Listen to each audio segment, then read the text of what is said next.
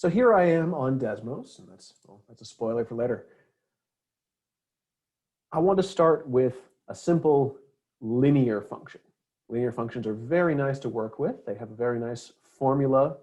And for the definition of derivative, they have a very, very easy to understand derivative.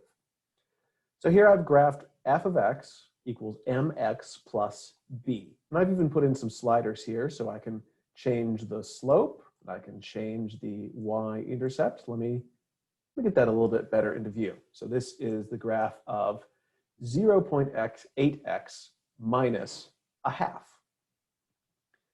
So I expect that you've seen before, we call this number m the slope of the line. So a steep slope will have a large magnitude. Positive slopes are going from the bottom left to the top right. Negative slopes are going from the top left to the bottom right. I still have this idea that a large magnitude means a steeper slope. A smaller magnitude means a flatter slope, right? So I want to think about this in terms of change in time versus change in distance. So perhaps this line is representing the distance that we've traveled in our car together, where the x-axis is measuring time in perhaps in minutes, perhaps in miles, perhaps in hours. I'm not terribly concerned with the units, just that the x-axis is going to represent time, and the y-axis is going to represent distance. So here we've started our journey at hour 1. That is our 0.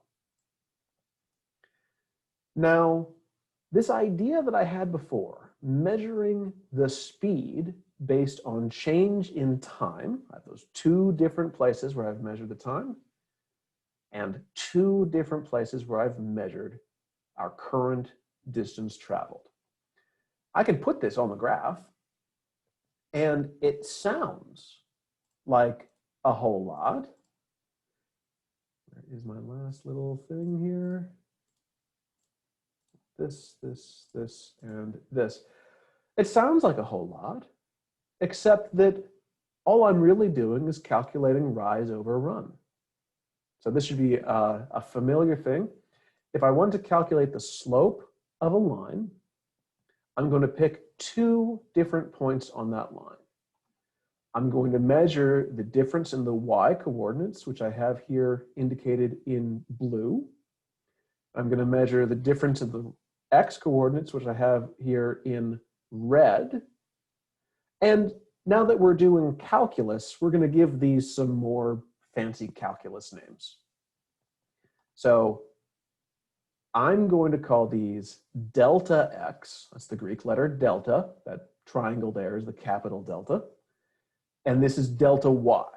But all that's meaning is change. So delta x is the amount that the x coordinate changes. Delta y is the amount that the y coordinate changes. And I even have this tied to a slider down here. So right now, h is the exact amount of change in my x variable. And I can shrink that down, and we'll get similar triangles the whole way through. So that slope is actually going to stay the same. This is a very nice property for linear functions. So if I wanted to know that my current speed is 0.5 miles per hour, well, that's just saying that in 1 hour, so where'd it go? In 1 hour, h equals 1, I have moved up by half of a unit. And actually, I can slide my triangle around wherever I want with my A slider. Now, this lets me measure the speed.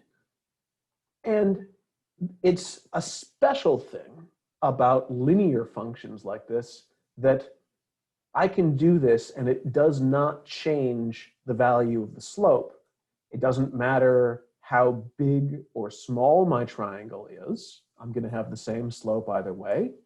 It doesn't matter where I put my triangle down. If it's up here, if it's down here, I get the same slope either way.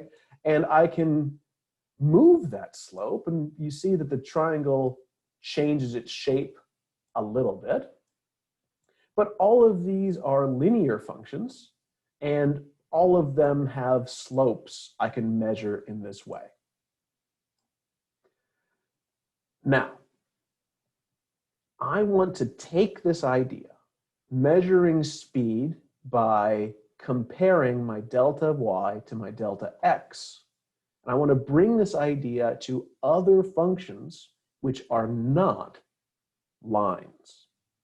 So something to remember here is that slope is measuring the change in the y variable relative to the change in the x variable.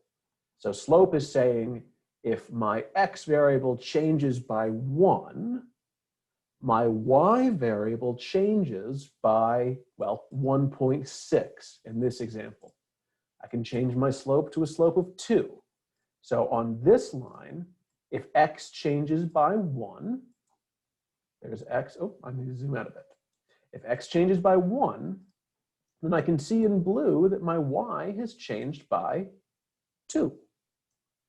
And so my slope is sort of giving me an exchange rate between the delta x's and the delta y's.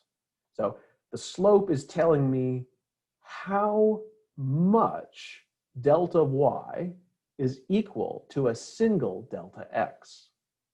That's a helpful way to think about it. It's like an exchange rate. If I change x by a certain amount, y is going to change by twice that amount, at least on this line. That's the idea.